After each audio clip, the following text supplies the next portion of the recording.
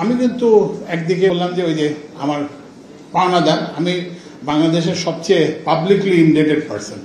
আমার মতো ঋণগ্রস্ত পাবলিক পার্সনের কেউ নেই, সবাই আমার থেকে টাকা পায়।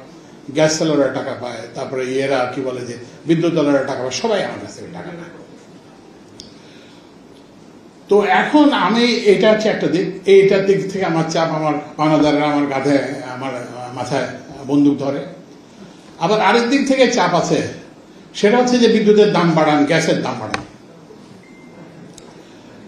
তো আপনারা জানেন যে এই সরকার তো 6 মাস হতে চললো, আমরা কিন্তু বিদ্যুতের দাম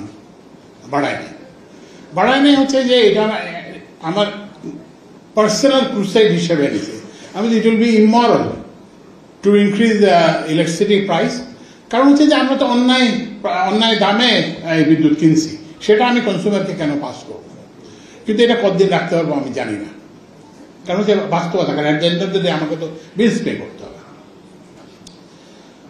তারপরে ওই যে গ্যাসের ক্ষেত্রে, গ্যাসের দাম বাড়ানোর জন্য আমার ট্রেমেন্ডাস প্রেশার। তো আমরা কিন্তু একটা প্রস্তাব ইয়েতে দিয়েছি, যেটাতে অনেকে এটাকে একটু, অবশ্যই সরকার হিসেবে আমরা সমালোচনার পাত্র, সমালোচনা করতে কোনো সময় আপনারা দ্বিধা করবেন না, এবং সমালোচনা কিন্তু ন্যায্য সমালোচনা করবেন। আমরা বিআরসির কাছে যে পেট্রোবাংলা থেকে যে প্রস্তাব বিআরসির কাছে গেছে, সেটাতে কিন্তু সব কারখানা, সব শিল্প খাতের গ্যাসের দাম বাড়ানোর কোনো প্রস্তাব করা হয় না। শুধুমাত্র বলা হয়েছে যারা নতুন সংযোগ নেবেন বা বাড়তি গ্যাস চাইবেন তাদের জন্য দাম বাড়ানো। কারণটা সহজ, কারণ হচ্ছে যে গ্যাসের যে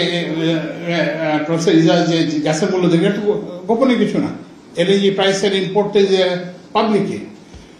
তখন 72 টাকা দিয়ে গ্যাস কিনে তো আপনাকে 30 টাকা দিয়ে আমি কতদিন গ্যাস দিতে পারবো?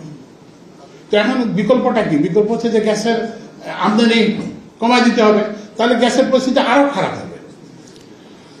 তো ওই জন্যই যে অবশ্যই আমাদের সমালোচনা করবেন, আমরা ভুলের ঊর্ধ্বে না, আমরা ফেরেশতা না, আমাদের কিন্তু একটা কি বলে একটা সঠিক নিয়ত আছে। আমরা একটা চেষ্টা করতেছি, আন্তরিকভাবে চেষ্টা করতেছি পরিস্থিতিটা উন্নতি করার জন্য।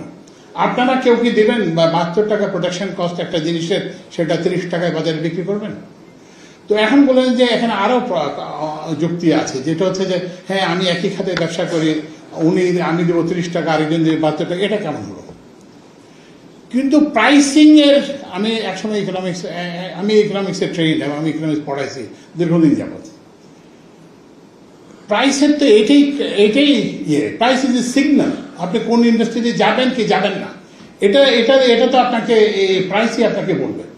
তো সুতরাং আপনি যদি নতুন শিল্প দেখতে চান তাহলে দামটা দেখেন যে গ্যাসের দাম এই, তারপরে দেখেন যে এই শিল্পটা হওয়া উচিত কি হওয়া উচিত না। তো ওই জন্য আমি শুধুমাত্র স্বনির্বন্ধভাবে আপনাদের কাছে এটা অনুরোধ জানাই যে আমরা একটা খুব কঠিন পরিস্থিতি ইনহেরিট করছি, যেটা ছিল না। ওই যেটা বলা হয়েছে গ্যাসের অনুসন্ধান করা হয় না, তারপরে অনেক বেশি দাম এগুলো। তো আমরা চেষ্টা করতেছি এটাকে যতটা সম্ভব সহনীয় করে তোলা যায় আপনাদের জন্য।